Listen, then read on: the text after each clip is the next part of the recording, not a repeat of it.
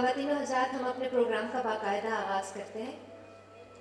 आज का प्रोग्राम समाजी तब्दीली के बारे में है, उम्मीद के बारे में है, हिम्मत और जद्दोजहद के बारे में है। आज का प्रोग्राम एक ऐसे शख्स, उस्ताद और दोस्त के बारे में है जिसने मुझे, मेरी नस्ल को और अगली नस्ल को इन अल्फाज के मायने सिखाए हैं।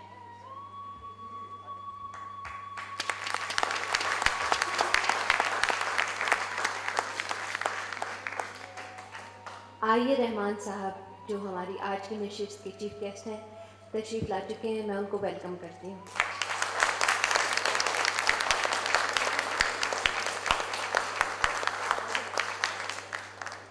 हमने उनसे जितना सीखा और जितना पाया उसका तो हम इजहार नहीं कर पाएंगे, लेकिन इस वादे के साथ कि उनसे अगर 5% भी हमने जो सीखा है उसको अमल में ला सकें तो हम इस मुल्क के अंदर कोई ह्यूमन राइट्स वायलेशन और जो तमाम डेमोक्रेसी को तोड़ने की तकरीबकारियाँ होती रहती हैं और जो इस्तेसाल हो रहा है अक़लियतों का, औरतों का, इनमें से किसी चीज़ को हम छोड़ने वाले नहीं। ये वादा हम उनके साथ करते हैं।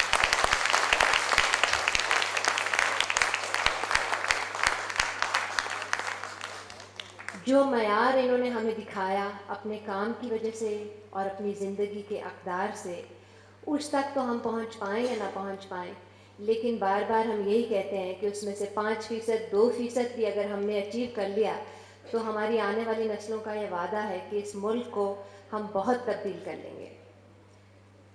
आज के प्रोग्राम का आगाज़ मैं अपने पहले स्पीकर को इनवाइट करूँगी, फ़रतुल्लाह बाबर साहब, जिनका वैसे एक तारुफ तो प्रेसिडेंट के मुशीर हैं, ख़ास मुशीर हैं, एक पॉलिटिशियन हैं, लेकिन मैं समझती हूँ कि इस प्रोग्राम में उनका तारुफ मैं आइए रहमान साहब के साथी, दोस्त और ऐसे एक्टिव सोशल एक्टिविस्ट जिन्होंने ह्यूमन राइट्स कमीशन में और दीगर फोरम जहाँ रहमान साहब काम करते रहे वहाँ पर इनका काफ़ी इकट्ठा काम करने का मौका भी हुआ। और मैं समझती हूँ कि रहमान साहब की पर्सनालिटी के इतने फैसेट्स हैं कि हम एक एक करके चंद को देख पाएंगे आज प्रोग्राम में। हम शुरू करते हैं रहमान साहब का एज ए जर्नलिस्ट कंट्रीब्यूशन, लेकिन मुझे मालूम है जब फ़रतुल्लाह साहब बात करेंगे तो वो अपने आप को महदूद नहीं कर पाएंगे सिर्फ एक फैसेट में। मैं दावत देती हूँ फ़रतुल्लाह बाबर साहब को। बिस्मिल्लाहिर्रहमानिर्रहीम। जनाब आइए रहमान साहब, मिसेस आइए रहमान साहिबा, मेहरगढ़ की नौजवान क़यादत, in whose eyes I see hope and promise because of their determination to follow what Aye Rahman has taught them. Rahman Sahib, you are singularly lucky. Very few people are as lucky as you are, जिनकी खुद उनकी ज़िंदगी में पजीराई हो।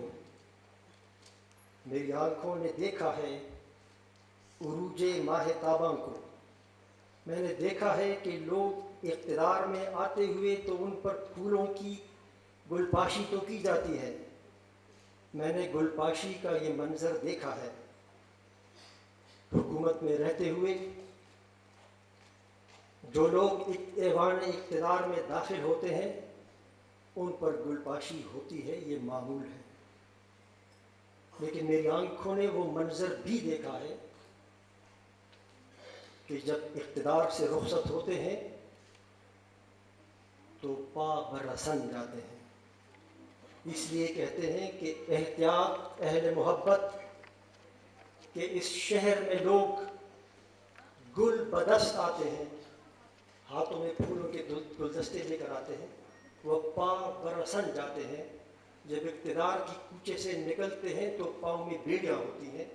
तो मैंने ये मंज़र देखा है। लेकिन रहमान साहब, आपकी जो पजीराई हो रही है, आप इक़्तिदार के ऐवान में दाखिल नहीं हो रहे। आपकी इस पजीराई का डायमेंशन कुछ और है। आप लोगों के दिलों में दाखिल हो रहे हैं। 5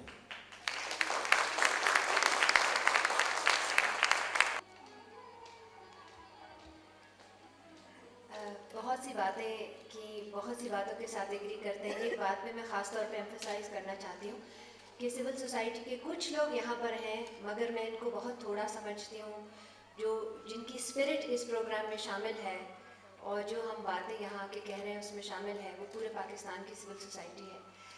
और मैं ये भी कहूँगी कि इसके होस्ट में हमारा जो प्रोग्राम हमने ऑर्गेनाइज़ किया है, बहुत से सिविल सोसाइटी के साथी हैं, हमारे सोशल एक्टिविस्ट हैं जो बलूचिस्तान से, लाहौर से, कराची से यहाँ पर मौजूद हैं। इनमें से एक तनवीर जहां को मैं दावत देती हूँ। माई सीजन्ड एक्टिविस्ट हैं और इस वक्त एग्जीक्यूटिव डायरेक्टर हैं democratic commission for human development के। बहुत शुक्रिया फौजिया। एक बात है कि हम रिवायत शिकन भी हैं और नई रिवायतें बनाने वाले भी हैं, तो क्यों ना हम अपने उन लोगों को जिनसे हमने ज़िंदगी में बहुत सी चीज़ें मुस्तार भी ली हैं और उनकी ज़िंदगी से बहुत सी खुशाचीनी की है, अपने सामने और अपनी मौजूदगी में एक्नॉलेज करें। जिस तरह फरतुल्लाह बाबर साहब कह रहे थे कि वो क्रेडिबल थे अपनी तहरीर में, मैंने आज तक रहमान साहब पे कभी कोई फाइनेंशियल हवाले से किसी किस्म का कोई इल्ज़ाम लगते नहीं देखा, जो कि बहुत जल्दी जो है वो NGO सेक्टर में आने वाले लोगों पे लग जाता है। तो इस तरह की ट्रांसपेरेंसी जो है वो रहमान साहब की ही देन है और सिखाई हुई है कि अपनी कमिटमेंट में, अपने काम में जब आप कर रहे हो तो हर तरह की शफाफियत जो है वो वाज़ेह होनी चाहिए, और मैं समझती हूँ कि उनका बहुत बड़ा कंट्रीब्यूशन है हमारी ज़िंदगी में। जो फ़िक्र के हवाले से आगे बढ़ाने की बात है, रहमान साहब की शख्सियत बड़ी हमजहत है और वो किसी एक जगह उनका कंट्रीब्यूशन नहीं है। हमने भी थोड़ी सी कोशिश की है कि उनके कंट्रीब्यूशन को छोटी सी एक शक्ल दी जाए। Democratic commission for human development एक ऐसा इदारा है जो इंसानी हकूक़ की तालीम और आगही के हवाले से पाकिस्तान के देहात में काफ़ी एक्टिवली काम कर रहा है।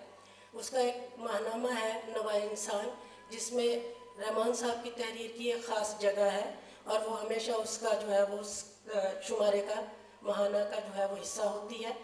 हमने उसका एक इंतखाब मुरतब किया है जिसको जो है वो 4 हिस्सों में तकसीम किया है, और मैं democratic commission for human development की टीम को दावत देती हूँ स्टेज पे कि वो अपना तोहफ़ा लेके आए।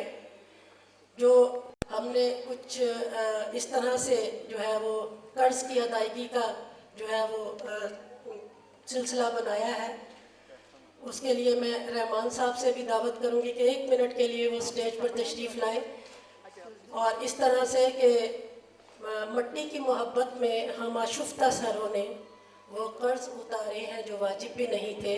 इस किताब का नाम ही आशुफ्ता सरी का कर्ज़ है और ये रहमान साहब की मुंतखब तहरीरें हैं जो नवा इंसान में छपती रही हैं।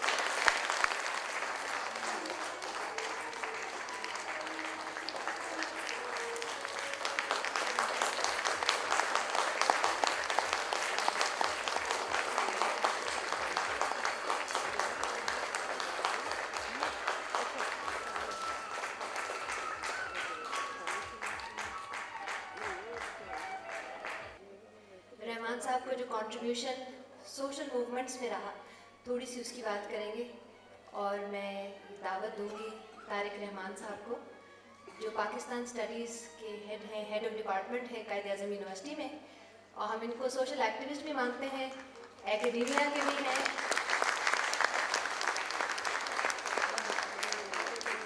Thank you very much, Dr. Fawzia Saeed. I feel humbled as I stand here. Rahman Sahab, when you entered, you said, "Arey, Dr. Sahab, ye kya khel tamasha," which was expected, of course, of a modest man like you. But I think Dr. Fawzia Saeed in Mehergarh has done, as expressed before also, Faradullah Babar Sahab also said it, a pioneering job by making the aspiration possible. There are many young people here and older people like myself who can get inspired and not do much, but there are younger people who will probably do something. If not, the aspiration will still remain in some crypt of the being, some aspect of some part of the mind. I think it is essential. And also, I have seen before also, some people have been honored a day, an evening with them, etc. But not the number of people who are here today and not the number of eminent and concerned people who are here today. So I think this is a wonderful thing to do. हमारी civil society में बहुत से leaders हैं जो रहमान साहब के peers भी हैं, हमारी जनरेशन में भी हैं, लेकिन एक चीज़ जिससे हम फ़र्क करते हैं रहमान साहब का और बाकी सब लोगों का, कि किसी के पीछे कोई एक थीम पे जो काम कर रहे हैं वो जाते हैं, किसी के पीछे कोई एक सुबह जाता है। मेरा ख्याल है रहमान साहब के लिए हम बहुत क्लियरली ये कह सकते हैं कि अगर रहमान साहब की कॉल हो तो हर इंसान जो अपने आप को सोशल एक्टिविस्ट कहता है, और पाकिस्तान की तमाम सिविल सोसाइटी जिसमें लेबर यूनियंस, तमाम लोग जो हैं जो तब्दीली के लिए काम करते हैं, वो सारे एक होके खड़े हो सकते हैं।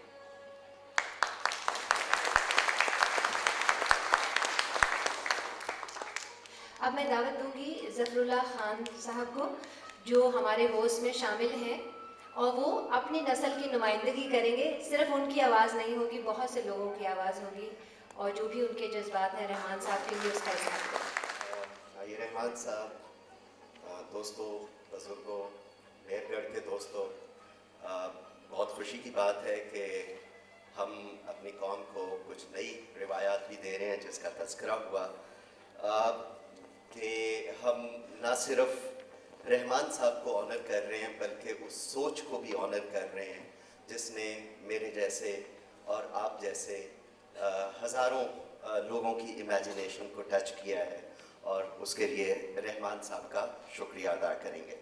और मैं अक्सर एक बात महसूस करता हूँ, जब आप में से कई और दोस्तों ने भी महसूस की होगी, कि किसी तकरीब में अगर आपको रहमान साहब के पास बैठने का मौका मिले तो वो हर वक्त कुछ पेंट करने की कोशिश करते हैं, जिससे मैंने ये सबक सीखा, correct me if I am wrong sir, कि शायद अभी हमारे मुस्तकबिल की तस्वीर अधूरी है।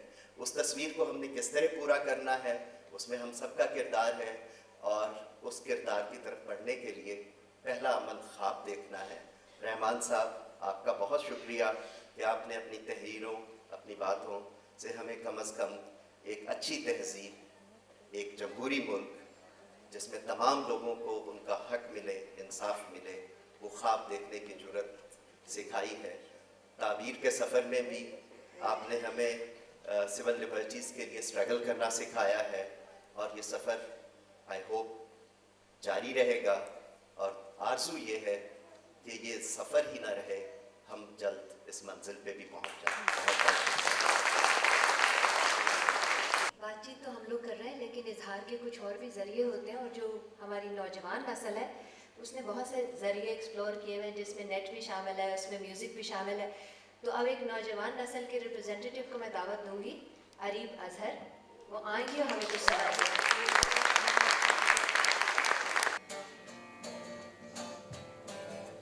आज तो कह दे, आज तो कह दे आजल लैलान, आज तो कह दे, आज तो कह दे आजल लैलान, मेरा कोई देश नहीं है मेरा देश जहान, मेरा कोई देश नहीं है मेरा देश जहान। आज तो कह दे, आज तो कह दे आजल लैलान, आज तो कह दे, आज तो कह दे आजल लैलान, मेरा कोई देश नहीं है मेरा देश जहान, मेरा कोई देश नहीं है मेरा देश जहान, मेरा कोई नाम नहीं है मैं हूँ बस इंसान, मेरा कोई नाम नहीं है मैं हूँ बस इंसान, मेरा कोई देश नहीं है मेरा देश जहान, मेरा कोई देश नहीं है मेरा देश जहान।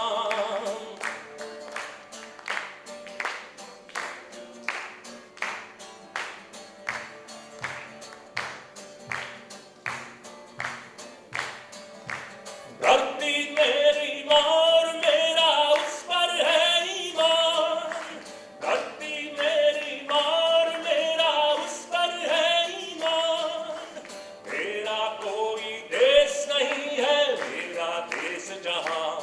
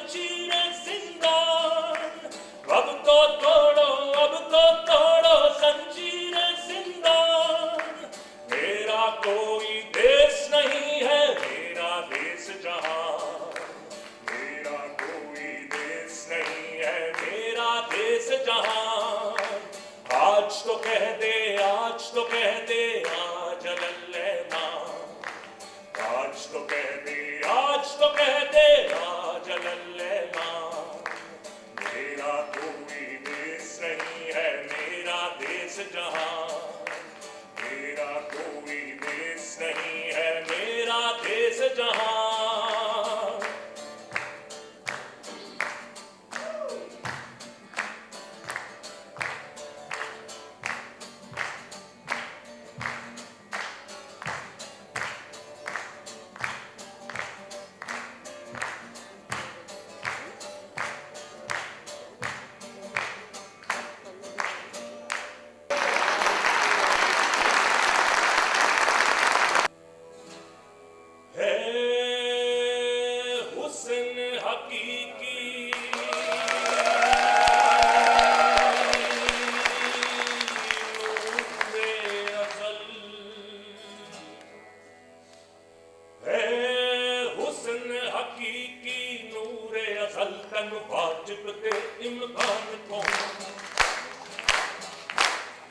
तनु खालिक बात कदीम को, तनु हादिस खल्क जान को, तनु मुतलक महज वजूद को, तनु अलमिया आयान को, अरबा नबूस अकूल को, अशबा एयान नियान को, तनु ऐन हकीकत माहियत, तनु अर्श सिफत पेशान को, अनबा को औसा को, अदबार को औसान को, तनु अर्श को अफलाक को, तनु नाज नईम जनान को, तनु खत जमात नबात को, हैवान को इंसान को, तनु बादल बरखा गाज को, तनु बिजली ते बारान को, तनु आप को, तनु खाक को, तनु बाद को नीरान को, तनु मस्जिद मंदिर खैर को, तनु कोठी ते कुर्बान को, तस्बीह को सुन्नार को, तनु कुफर को ईमान को, तनु दशरथ लिचमन राम को, तनु सीता जी जानान को, बलदेव जसूदानंद को, तनु कृष्ण कन्हैया कान को, तनु ब्रह्मा विष्णु गणेश को, महादेव को भगवान को, तनु गीत ग्रंथ ते वेद को, तनु ज्ञान को अज्ञान को, तनु इब्राहिम हवा शीश को, तनु नूह को तूफान को, तनु इब्राहिम खलील को, तनु मूसा बिन इमरान को, तनु हर दिल का दिलदार को, तनु अहमद अली शान को, तनु शाहिद मलिक हिजाज को, तनु बायस कौन मकान को, तनु नाज को अंदाज को, तनु दूर परी दिलमान को, तनु लोक को, तनु टोक को, तनु सुरती पीड़ा पान को, तनु कमला के तंबूर को, तनु ढोलक सुरते तान को, तनु हुस्न ते हार सिंगार को, तनु खुशबा ममता पान को, तनु इश्क को, तनु इल्म को, तनु धर्म यकीन गुमान को,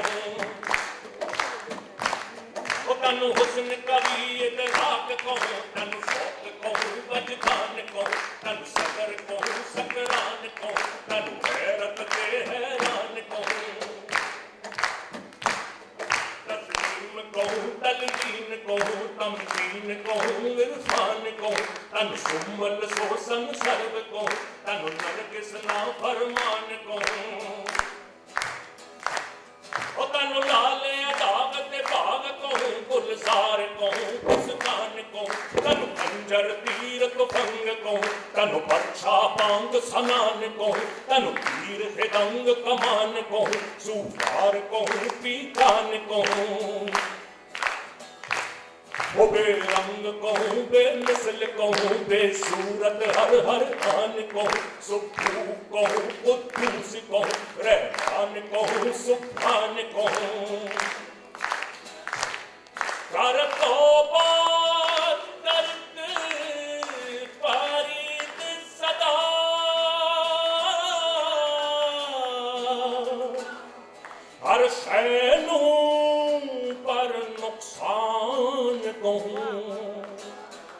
हो तनु पाक अलग बेऐब कौन, तनु हक बेनाम निशान कौन, हो तनु पाक अलग बेऐब कौन, तनु हक बेनाम निशान कौन, हो तनु पाक अलग बेऐब कौन, तनु हक बेनाम निशान कौन, हो तनु पाक अलग बेऐब कौन, तनु हक बेनाम निशान कौन।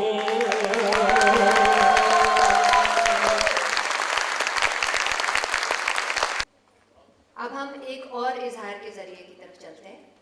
हम लोगों ने एक फ़िल्म बनाई है, ये भी बिहाइंड रहमान साहब बैक साजिश करके।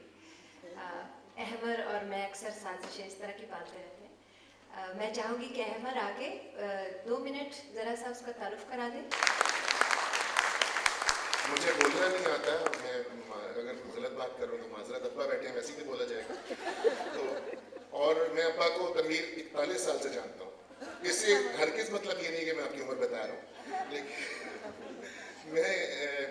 मैंने एक छोटी सी फिल्म बनाने की कोशिश की है। मैंने फिल्म टेक्निक कहीं पढ़ी नहीं और खुद ही मुशाहिदे से इसमें बहुत से पहलू मज़ीद इससे ज़्यादा आगे जा सकते हैं और बहुत सी चीज़ें उस दीदी भाई से बाद में बात हुई, उन्होंने कहा इसमें ये मिसिंग है।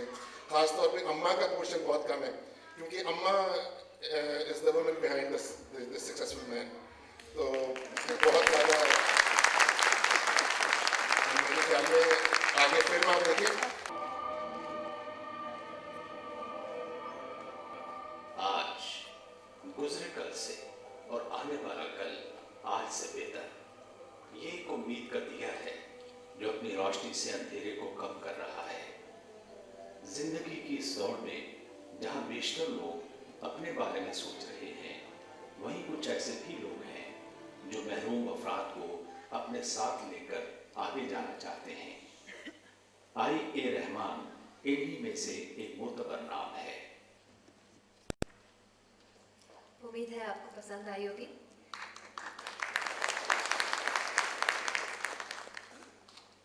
हम इसी किस्म के इनिशिएटिव्स कर रहे हैं जहां रहमान साहब की बात, उनकी विजन, उनकी अप्रोच ज़्यादा से ज़्यादा नौजवानों तक पहुंचे। और नौजवानों की बात करते हुए अब मेहरगढ़ की कुछ ट्रेनिंग की बात मैं करूंगी। बहुत से सालों से मेहरगढ़ का जो इदारा है, हम लोग ह्यूमन राइट्स एंड डेमोक्रेसी के ऊपर नौजवानों की लीडरशिप ट्रेनिंग करते हैं और फिर आहिस्ता आहिस्ता हमने उनमें से जो बेहतरीन थे उनके लिए एडवांस लीडरशिप कोर्सेज किए और ये अभी अख्ताम को पहुंचा है। इससे पहले कि हम उसकी सर्टिफिकेट डिस्ट्रीब्यूशन में जाएं, मैं चाहूँगी कि उनमें से 2 नौजवान आएँ और वो अपनी नस्ल को रिप्रेजेंट करेंगे। वीर जी, आप तशरीफ़ लाइए और शान से मैं दरख्वास्त करूँगी आप लोग आइए। सबसे पहले तो बहुत शुक्रिया मेहरगढ़ का, जिन्होंने हमें अपनी सोसाइटी के, अपने मुल्क के जो आइडियल शख्सियत हैं उनके साथ मिलने का, उनके साथ रब्ता करने का, उनको समझने का, उनको पढ़ने का एक मौका फराहम किया। और आज मैं अपने बिहाफ पे या अपने जो मेरा जो यंग जनरेशन है उसके बिहाफ पे मैं आई रहमान साहब से और मोहतरम रज़ा रबानी साहब से ये वादा करता हूँ कि आपका जो एक मिशन है, जो स्ट्रॉन्ग डेमोक्रेसी के लिए, इस सोसाइटी के लिए, इस सोसाइटी के अमन और मोहब्बत के लिए, इंसानियत के लिए जो आपने काम किया है, वो आपका जो मशले राह है उसको हम रवा दवा रखेंगे, उसको हम कभी भी ख़त्म नहीं करेंगे। आई रहमान साहब हम नौजवानों के लिए एक इंस्टीट्यूशन की हैसियत रखते हैं। हमारी जनरेशन इनकी सियासी, समाजी और इल्मी खिदमात के एतराफ़ में एक वेबसाइट और फेसबुक फैन पेज डेवलप कर चुकी है। और मेरी तमाम आपसे गुजारिश होगी कि आप में से जो कोई भी अगर इस वेबसाइट में हमारे साथ कंट्रीब्यूट करना चाहे, कोई कुछ लिखना चाहे, कमेंट, टेस्टिमोनियल्स, तो आप शेयर कर सकते हैं। बहुत शुक्रिया। अब मैं दरख्वास्त करूँगी अभी जो एडवांस लीडरशिप के कोर्स के पार्टिसिपेंट्स हैं, अगर वो स्टेज पे आ जाएं और अपना तारुफ करवाएं। कृष्णा है मेरा नाम, हिंदू, मुस्लिम, सिख, ईसाई सबको मेरा सलाम। Human dignity, pluralism, indigenous knowledge, अपने विजन पे नाज करने वाली Nazia Ali. I am the master of my fate and captain of my soul, Imran Khan तसद्दर। मैं दरख्वास्त करूँगी आई रहमान साहब से कि अगर वो तशरीफ़ लाएँ स्टेज पे और इनको सर्टिफिकेट्स डिस्ट्रीब्यूट करें, उसके बाद कुछ अपने ख्यालात, मगर शर्त यह है कि हमें डांट नहीं करनी।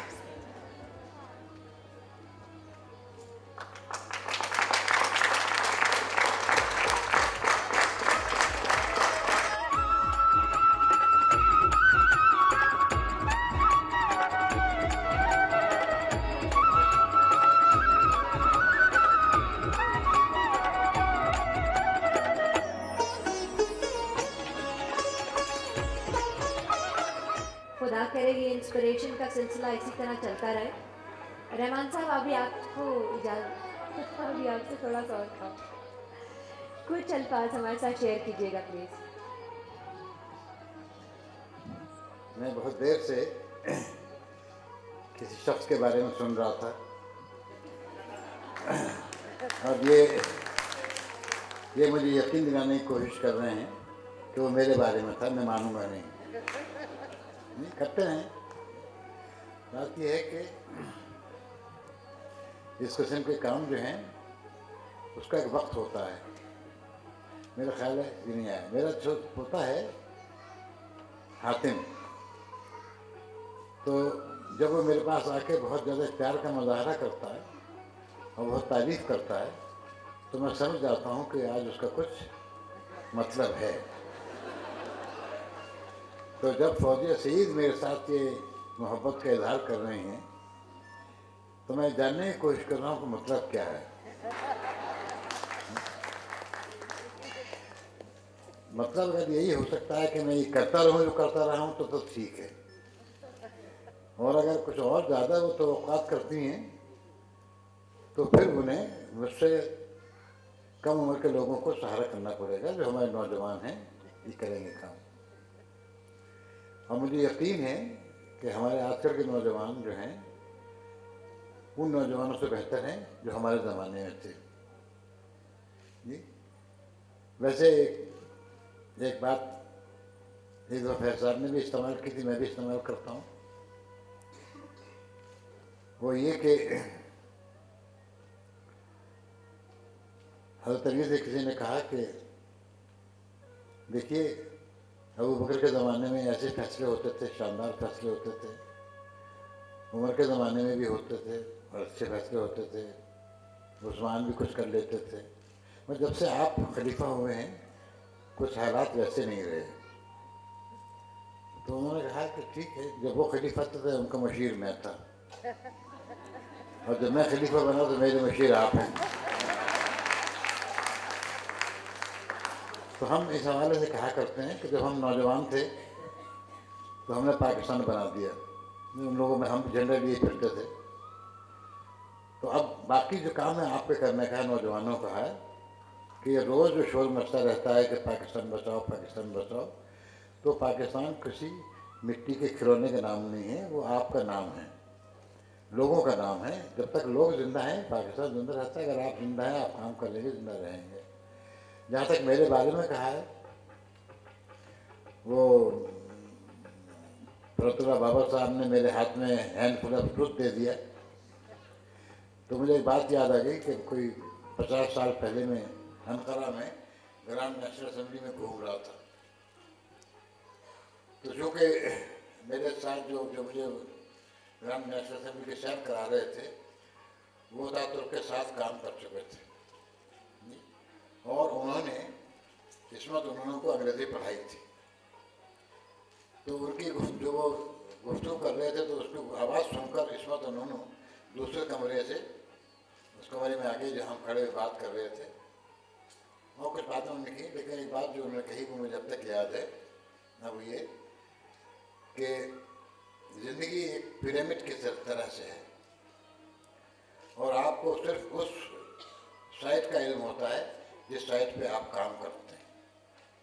आप नीचे से पिरामिड की बेस से ऊपर चढ़ने की कोशिश करते हैं तो आपको सिर्फ अपनी ही साइड का पता होता है और दुनिया का पता उस आदमी को होता है जो टॉप पे पहुंच के फिर चारों सरहदों को देख सके। और ये काम मेरे दोस्त कोई एक सदी में करता है। तो हम या मैं या आप या हम जो हैं पिरामिड के एक पहलू पे खड़े हुए कोशिश कर रहे हैं। दुनिया के में 3 पहलू और भी हैं, उनका हमें इल्म नहीं है। हम कोशिश कर रहे हैं कि हम उनका भी इल्म हो जाए और जब थोड़ा सा इल्म हो जाएगा तो शायद हम बेहतर ज़िंदगी गुजारने के काबिल हो सकेंगे। इस जदोजहद में हम सब शरीक हैं, इसमें कोई इसमें न आगे है न पीछे है। अगर लगन एक ही हो और काम करने का इरादा यही हो कि कुछ बेहतरी हो जाए लोगों की, तो अल्लाह ताला आपको तौफीक दे और जितना हमसे हो सकेगा हम करते रहेंगे। बहुत शुक्रिया।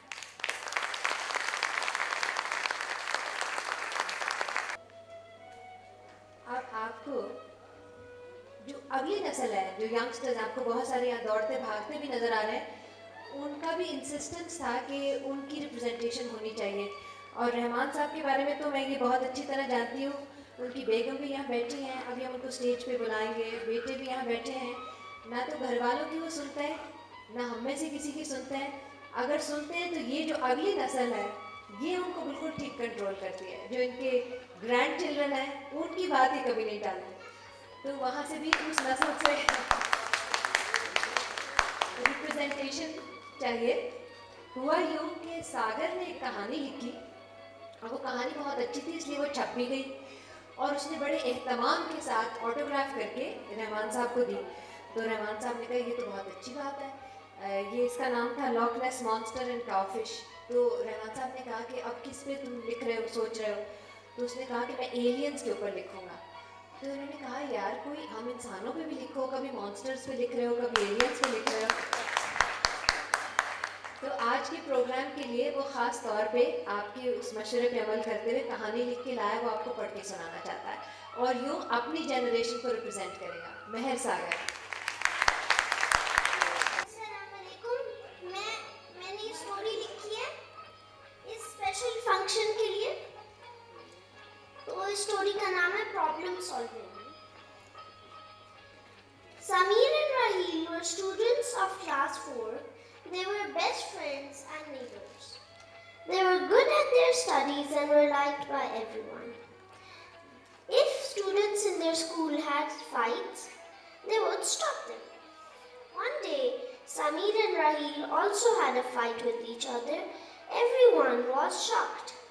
Even the school teachers were surprised. They did not talk to each other. They did not sit together. 2 days passed. They both were problem solvers themselves for others, so children did not know how to help them.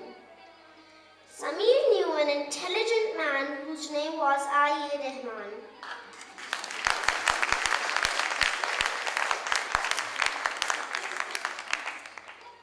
Everyone considered him very wise. Sameer went to him because he thought Rahman Saab had answers to every question. Aya Rahman welcomed him with chocolates. Sameer said, "Thank you." Then Sameer told him about his problem. Rahman Saab said, "I don't have a solution to your problem." Sameer was shocked. Rahman Saab came close to him and offered him another piece of chocolate and whispered, "I can tell you a secret." Sameer's eyes popped out. He said, "You both already have a solution to your problem." Sameer's eyes popped out a little more. "You both can sit down and have a talk. I am sure you will find a solution." Then he thumped his back and sent him home. The next day, Sameer told Raheel about the secret. They both sat and talked to each other. Raheel said he was angry because Sameer made a joke about him and made the whole class laugh at him. Even the teacher laughed. Sameer said he was angry because Raheel put a frog in his lunchbox. They both laughed at each other and said, "We are friends again." They winked at each other and said, "Now we know the secret."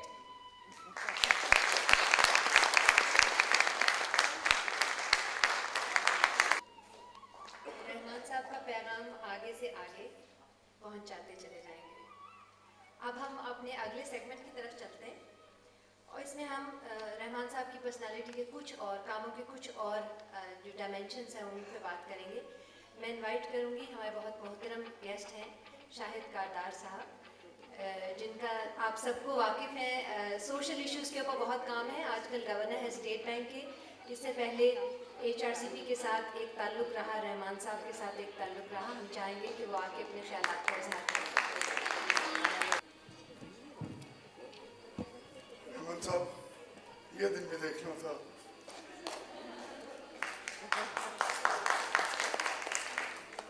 Rahman साहब, मेरे दोस्तों, ख़वातीन हज़रात, पहले तो मैं शुक्रिया अदा कर दूँ मेहरगढ़ के दोस्तों का कि ये इस तकरीब का एहतमाम किया।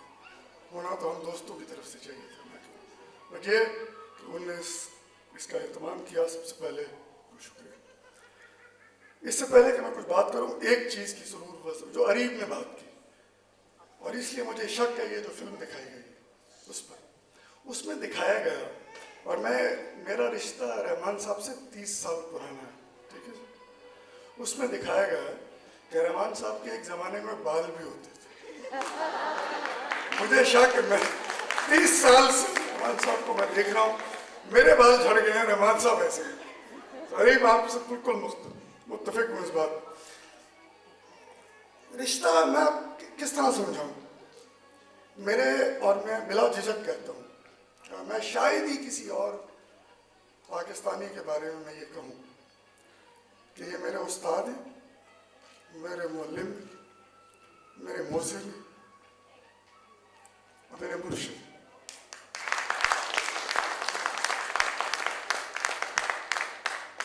मैं ये दिल से बात कर, जो मेरे दिल में इनका एहतराम है, मैं आपको बयान नहीं कर सकता। जब मैं पढ़ के वापस आया था, ये दिसंबर 1980 की बात है, वालिद साहब ने कहा कि वो जरा सी इनके शौक था, लिखने लिखाने का आता रहता तो कुछ नहीं था, तो उन्होंने मुझे व्यू पॉइंट भेजा। उस वक्त आतिश जवान था, शौक था पाकिस्तानी की सियासत को समझने का, समाज को समझने का। मैं रहमान साहब के पास गया, और वो पहला मेरा सबक था पाकिस्तान की सियासत, पाकिस्तान के कल्चर, सियासी कल्चर पर, समाजी ढांचे पर। और रहमान साहब की कोई याददाश्त बहुत अच्छी है। रहमान साहब को याद दिला दूँ कि उनके पहले अल्फाज जो थे वो मुझे ये थे कि पाकिस्तान की सियासत ऐसी है कि अगर उस पर आप कोई स्क्रिप्ट लिखें और हॉलीवुड ले जाएं कि फिल्म बनानी है, तो it will be rejected as a bad script. ये तो हो ही नहीं सकता। तो वो मेरा पहला जो सबक था पाकिस्तान की सियासत पर, और रहमान साहब ने मुझे, उसके बाद काफ़ी चीज़ें आहिस्ता आहिस्ता समझ में आने लगी। और मुझे बड़ा फ़ख्र है कि मेरी जो सियासी फ़िक्र में पुख्तगी जो छोटी मोटी आई है, और मेरे जहन के दरीचे खोलने में रहमान साहब का एक बड़ा नुमाया किरदार है। और इसमें जो इनकी शराकत, इनके साथ रफाकत, और ख़ास तौर पर जिस चीज़ का लोगों ने इजहार नहीं किया, वो कहता हूँ वो इनके मुकालमे की जो सिफ्त, और मैं उसकी थोड़ी सी वजाहत करना चाहूँ, क्योंकि लोगों को ये हर किस्म की तहरीक से वाबस्ता रहे हैं। फेल्ड कॉजेज ज़्यादा होंगे रहमान साहब, लेकिन कोई तहरीक मैं नहीं जानता था कि लाहौर से शुरू हुई हो, कराची से शुरू हुई, कि लोगों ने पूछा कि भाई किसको इसमें शामिल किया जाए, तो मेरा ख्याल है बिला झिझक पहला या दूसरा नाम रहमान साहब का होता था।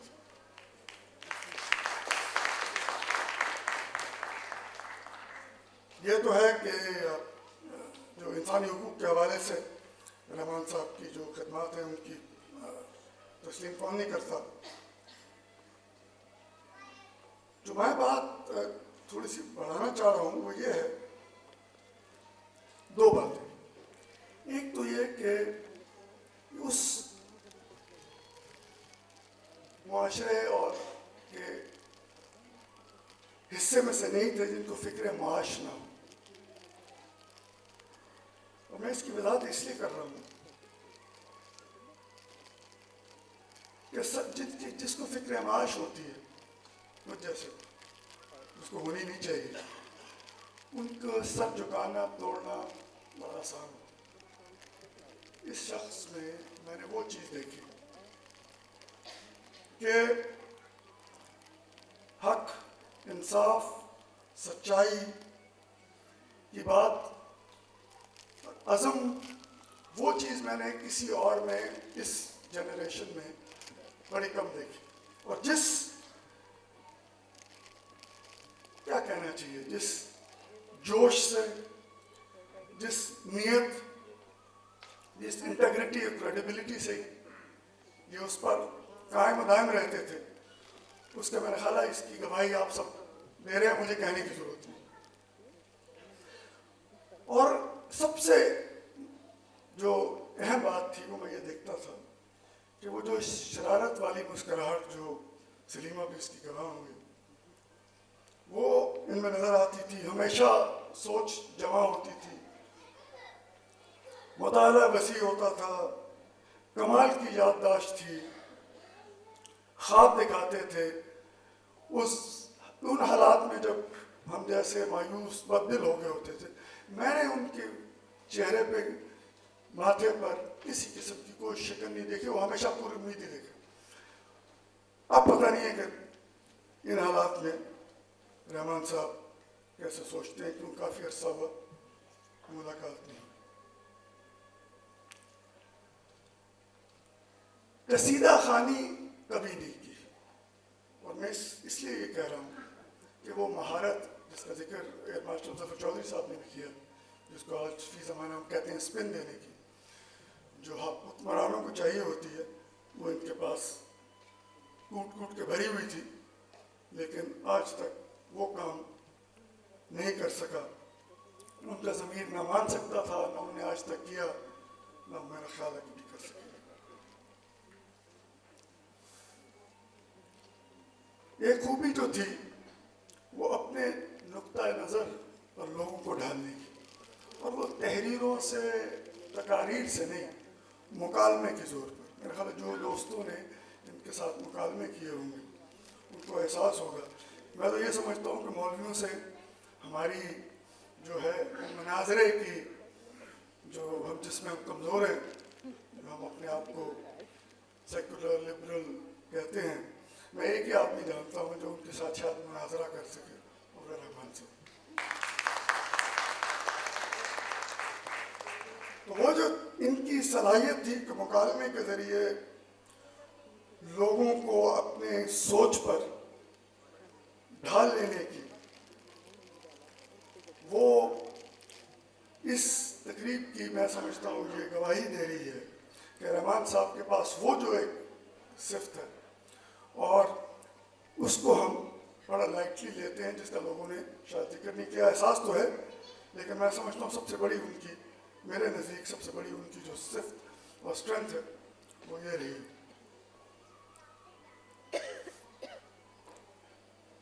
चौथी चीज़ ये है, मैं समझता रहा हमेशा उनके यहाँ जो शफकत, हमदर्दी, बेलौस खिदमत और खलूसी अल्फाज इस्तेमाल तो किए जाते हैं, लेकिन इस नफसा नफसी के आलम में एक शख्स जिसके बारे में मैं यकीन से कह सकता हूँ कि वो ये, और मैं ये बिला खौफ और तरदीद के कह सकता हूँ कि मैंने उनके यहाँ ये चीज़ हमेशा पाई, उनकी ये जो थी सिफ्त कि वो हर नुक्ता नज़र, हर तबके, हर उम्र के लोगों के साथ उसी तरह अपने आप को ढाल कर, उन अल्फाज में, उन मुहावरों के साथ, उस वर्ल्ड व्यू के साथ, किसी ने पहले जिक्र किया कि he was able to actually straddle over different world views. I think really sums him up beautifully. कि वो जो एक उनकी लियाकत है, उनकी एक जो काबिलियत है कि हर नस्ल, हर उम्र, हर तबके के लोगों के साथ वो उसी तरह का मुकाबला कर सकते थे, जिस वर्ल्ड व्यू और जिस बैकग्राउंड से लोग आए थे। वक्त मेरे पास 5 मिनट था, लिखा मैंने काफ़ी कुछ था अपने लिए, मुश्किल है, अंग्रेज़ी में लिखता हूँ, मादरी ज़बान पंजाबी है, कोशिश कर रहा हूँ उर्दू में कुछ करने। आखिर में सिर्फ ये कहूँगा, मैं दुआ को हूँ कि रहमान साहब अल्लाह आपको मज़ीद हिम्मत और उम्र दे, उस पर मुझे शक नहीं है।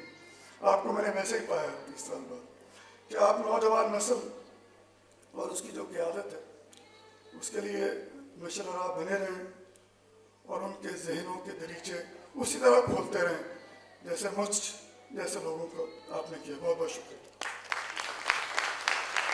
बहुत बहुत शुक्रिया। हम यही चाहते हैं कि रहमान साहब इसी तरह हमारे साथ जैसे हम जद्दोजहद में शामिल हैं, हमारे साथ हमें इंस्पिरेशन देते हुए 1000 साल तक जिए, बहुत सेहत के साथ जिए।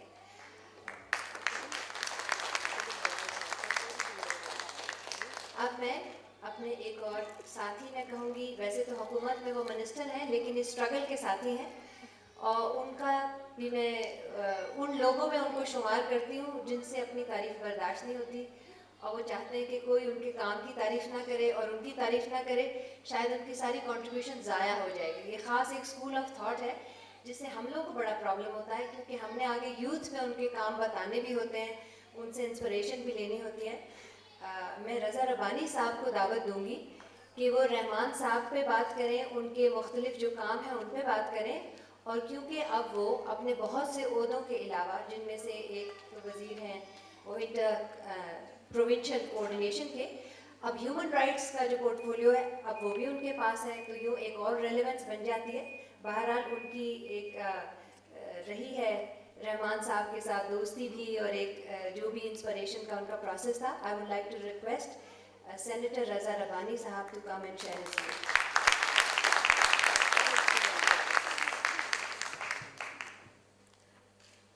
जनाब आइए रहमान साहब,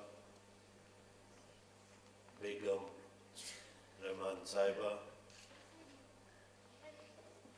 डॉक्टर फौजिया सईद साहिबा, मेहरगढ़ के दोस्तों, मैं बदकिस्मती से इस बात का तो दावा नहीं कर सकता कि मेरी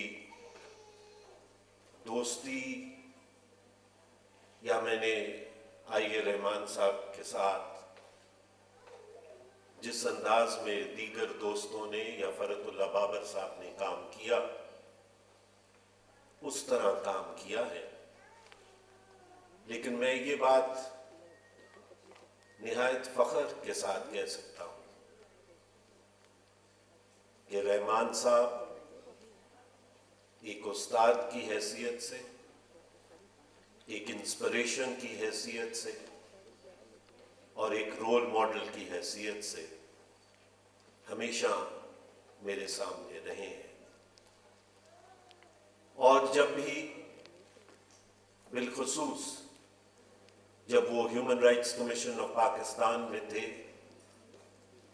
और वहाँ पे हमें मुख्तलिफ वर्कशॉप्स और सेमिनार्स में मदऊ करते थे, तो यकीनन उनकी शफकत, उनकी मोहब्बत और उनकी, मैं डांट तो नहीं कहूँगा क्योंकि वो मैंने अभी तक नहीं खाई उनसे, लेकिन उनकी रहनुमाई ने एक बहुत बड़ा कदम न सिर्फ मेरे लिए बल्कि मैं समझता हूँ कि सारी सियासी जमातों के लिए, सिविल सोसाइटी के लिए और पाकिस्तान में चलने वाली जमहूरी जद्दोजहद के लिए एक मशले राह रहे। मैं रहमान साहब को इंस्टीट्यूशन इसलिए भी कहता हूँ कि he has many facets and I don't know which one really has predominance over the other. He, if you look at him, is an activist, a thought provoker of human rights. Yet if you look at his other face, that is the democratic face of I.A. Rahman. That is a face which has been in the forefront of the Pakistani people's struggle against military dictatorship, against all forms of exploitation. There is yet another aspect of Mr. I.A. Rahman, and that is how he has tried to explain to the people and the younger generation of Pakistan that the actual real malaise of Pakistani society is the uneven relationship between the civil and military. And how he has tried to produce thought-provoking writings for us to try and understand that, and for us to try and shape our struggle to rid this country of that uneven equation that prevails even today. And how from that struggle can be born the struggle for the rule of law, and how the struggle for the rule of law will give way to the Constitution, and how the supremacy of the Constitution is to be adhered to.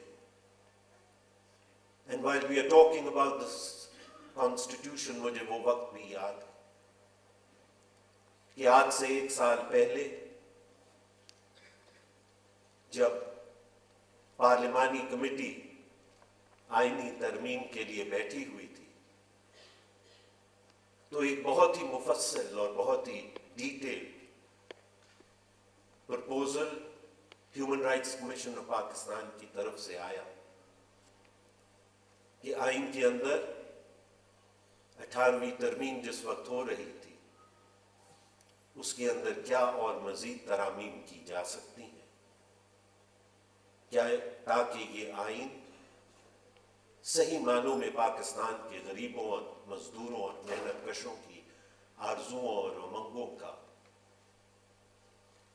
की तर्जुमानी करे। मुझे इस बात का अफसोस है और मैं आज माजरत ख्वाह हूं आईए रहमान साहब से कि हम उन तमाम तरामीम को जो उनकी तरफ से आईन थी, उनको हम अमली जामा ना पहना सके, लेकिन यकीनी तौर पे उनमें से कुछ ऐसी तरामीम जरूर शामिल की गई जिन्होंने इस आइन को कदरे बेहतर बनाया।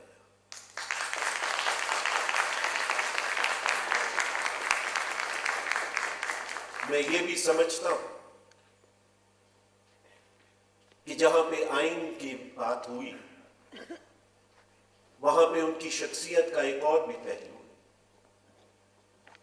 और वो अमन का पहलू है, वो भाईचारे का पहलू है, वो दोस्ती का पहलू है, और उस पहलू को उन्होंने खूब आगे बढ़ाया।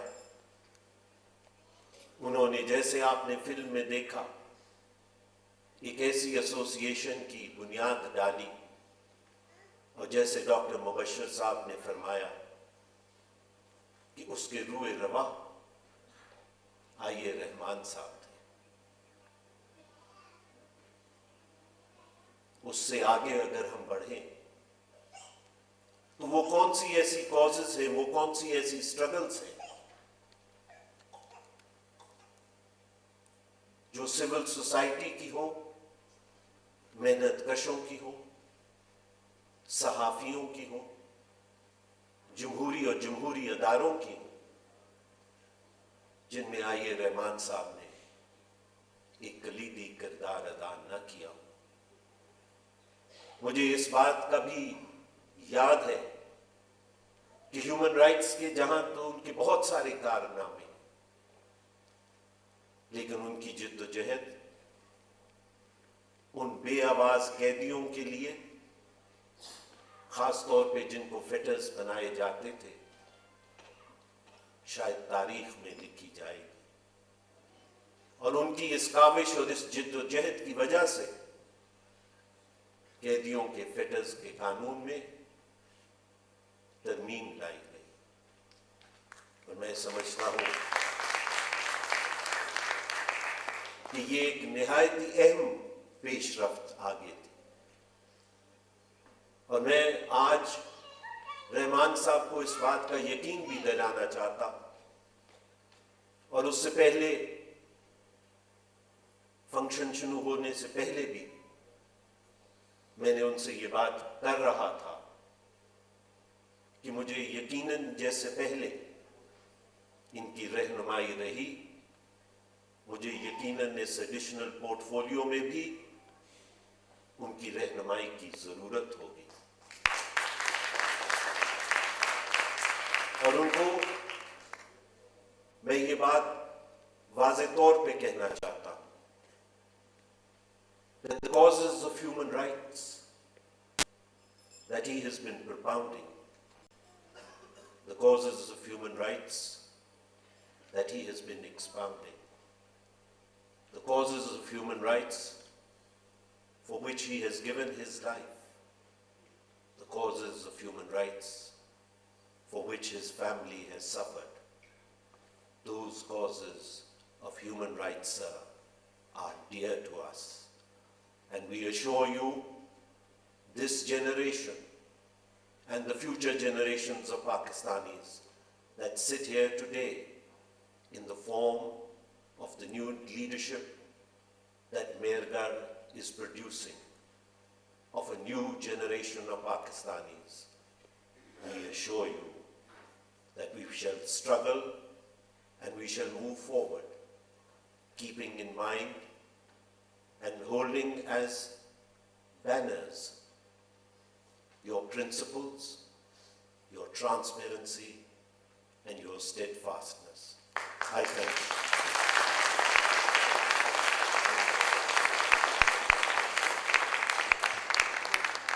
हमने एक काम किया, हमने सोचा था जो हमारी नस्ल के लोग हैं वो लंबी तकरीरें नहीं करेंगे, लेकिन हम कुछ ना कुछ वैसे प्रेजेंट कर रहे हैं।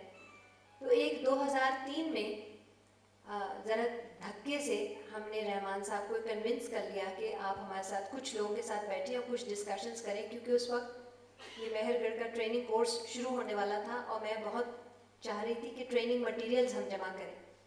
तो रहमान साहब को कुछ दोस्तों के साथ हम बिठाते थे और एक थीम के साथ उनको कहते थे सिर्फ बातचीत करें, वो हमने रिकॉर्ड कर ली थी।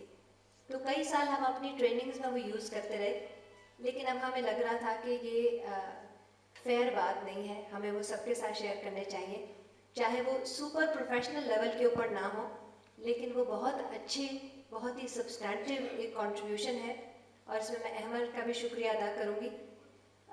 मैं इस वक्त चाहूँगी कि वो जो एक सीडीज़ का सेट है, ये 6 सीडीज़ का सेट है, वो प्रेजेंट करूँगी।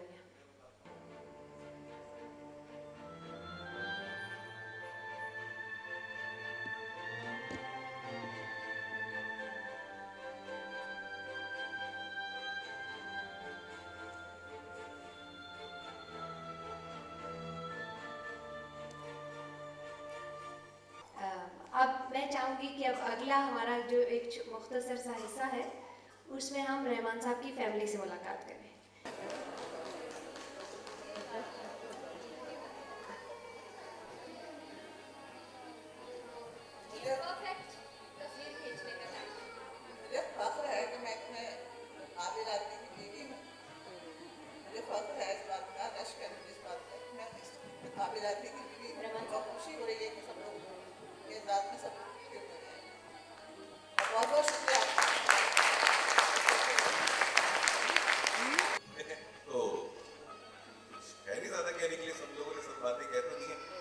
एक बस थोड़ा सा ख्याल ये है कि थोड़ी सी जेलसी होती है क्योंकि मैं जर्नलिस्ट हूँ, मुझे जर्नलिस्ट ही लगते हैं सबसे ज्यादा, वो जर्नलिस्ट में हमको समझना चाहता हूँ और लगता है ऐसा है कि वो इस वक्त हमारे साथ के लोग हैं वो ज्यादा सोए नहीं होते, ज्यादा लगती है, तो ये थोड़ी सी है, थोड़ा सा जेलसी है।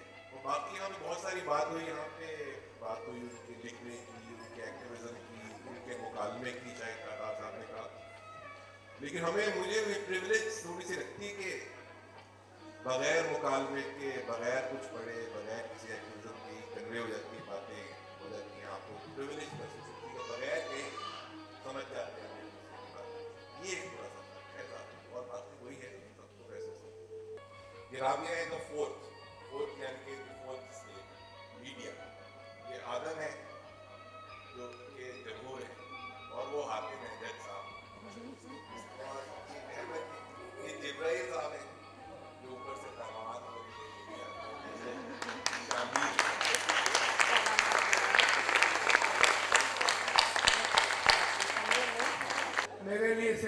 तारुफ काफ़ी होता है कि मैं आइए रहमान साहब आइए, और सब लोग आइए रहमान साहब की वजह से मुझे पहचानते हैं।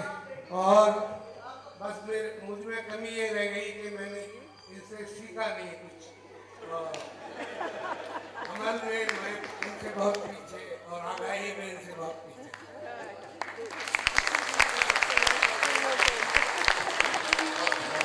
मुझसे बहुत आगे। अब अपने प्रोग्राम को थोड़ा इख्तिताम की तरफ ले जाएंगे। फैमिली से मिलने के बाद इतनी गुंजाइश तो नहीं रहती, लेकिन रहमान साहब के जो कैसेट्स हैं वो ख़त्म नहीं होते, और हम इस प्रोग्राम का इख्तिताम करेंगे एक ऐसी शख्सियत के साथ जो मैं समझती हूँ ना सिर्फ रहमान साहब के काम को बहुत ही अच्छी तरह समझती हैं, लेकिन उनकी ज़ात को, उनकी पर्सनालिटी को बहुत अच्छी तरह समझती हैं, बहुत उनसियत है। So we will close our show with nobody else but Salima Hashmi. दोस्तों, चंद सत्रें लिखी हैं जिनका मैंने टाइटल रखा है A Tribute from Your Comrade's Daughter.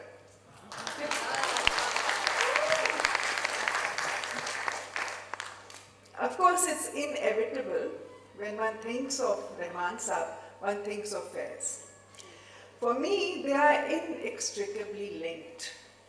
For so many years of my life, I saw Rahman Saab as friend, comrade, and confidant to Faiz. No explanations were offered or needed, as they effortlessly understood one another's positions on the matters in hand and the world view to be shared. They were journeys that they took together, both literally and figuratively. Journeys which encircled smoke-filled newsroom, distant film locations, isolated beach huts, assorted bars, and of course, Islamabad in Pindi Club in their more civilized years. There was so much to be learned in those days and nights. Abba and Rahman Saab lived many lifetimes together.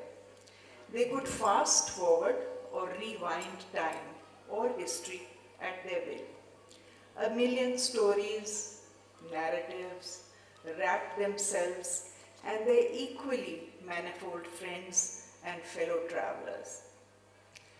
They were turbulent, crowded meetings with raucous arguments, irreconcilable strategies, Maoists, revisionists, Indo-Soviet lobbies, patriots, traitors, revolutionaries, collaborators. Oh, those days of passion and innocence and hope and despair. As that popular hit song of the 60s went, those were the days, my friend, we thought they'd never end. Oh, and did I forget to mention the laughter, the political jokes, the jesting, the merciless comedy of our times and lives, the satire which unfolded every day, the conversations which culminated in the final self-critical, witty one-liner. In our dispensation, the emperor had seldom worn any clothes. Rahman Saab always looked the emperor in the eye and pointed out that he'd forgotten his wardrobe. In one's years of just having Rahman Saab around, in Pakistan Times, Viewpoint, as one's resident guru in film, culture, politics, human rights, and most important, in the business of living, has spoiled one. Yes, Rahman Saab has spoiled us, he's been guilty of having spoiled us just by being there, to sort out one's confusions, be they personal, political, or about humanity at large. It has always been so comforting to have that safety blanket like Linus, especially when the world threatens to overwhelm one. Rahman Saab is one's safety blanket. I, of course, have hung on to it for years. But I'm aware that there are so many others for whom Rahman Saab performs the same challenging task. But then the wonderful thing is that the blanket is large enough to accommodate all of us. To give each one a little fragment which allows one not only to be in touch with one's own humanity, but to sense it in others.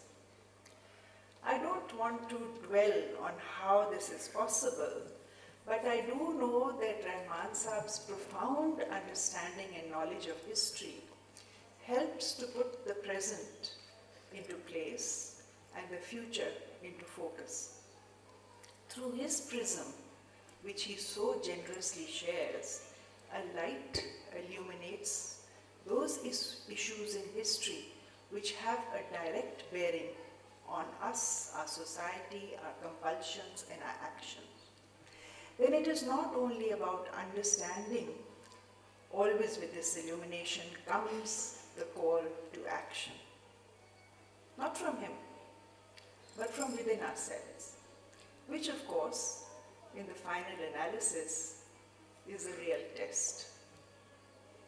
Is this knowledge applicable?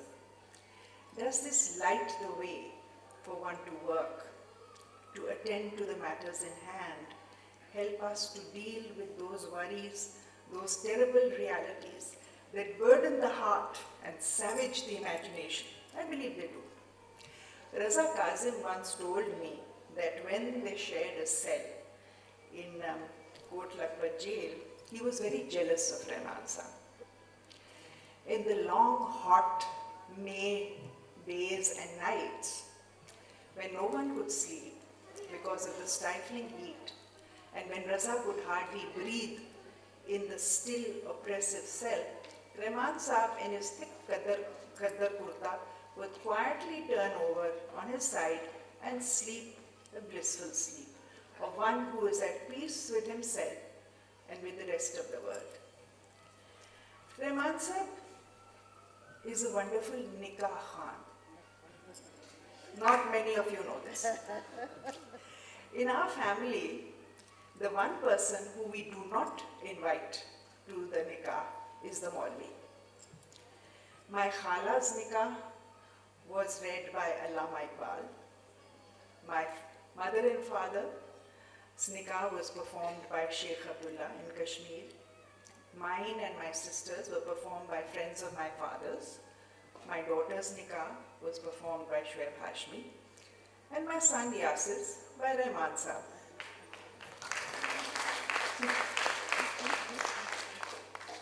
His dua for the well-being of the couple ended with the hope that the young couple would be happy and be defenders of human rights.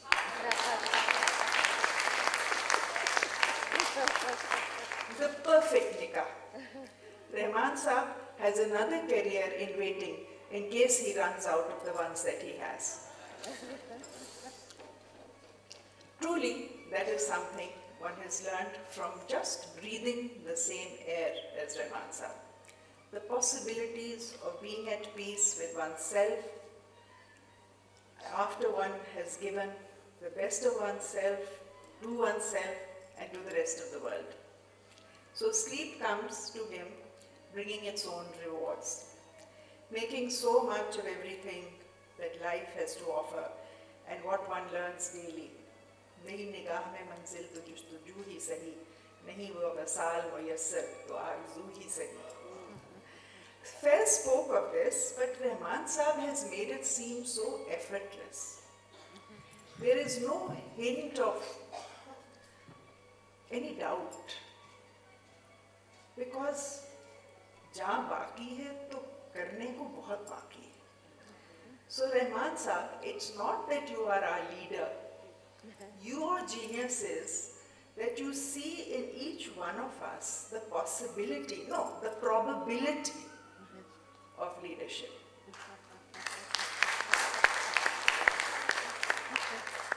And so, you know, you make us believe, as Faiz said, यहाँ पर्वत पर्वत हीरे हैं, यहाँ सागर सागर मोती हैं. Thank you, Rahman Sahab, for believing in us. And because we also know, उठो अब तब खाली हाथों को उस रन से बुलावे आते हैं. Thank you. बस अब कुछ और कहने की गुंजाइश नहीं है. बहुत खूबसूरती के साथ सिर्फ अपनी नहीं सलीमा, आपने हम सब के जज्बात की अक्कासी भी की है. अब मैं चाहूँगी कि यहाँ पर हम अपना प्रोग्राम ख़त्म करें, लेकिन हमारा जो इस सिलसिला है रहमान साहब की अप्रोच को आगे फैलाने का और उनके पैगाम को आगे ले जाने का, ख़ास तौर पे अपने यूथ में, वो सिलसिला भरपूर तरीके से जारी रहेगा. अग्रीड?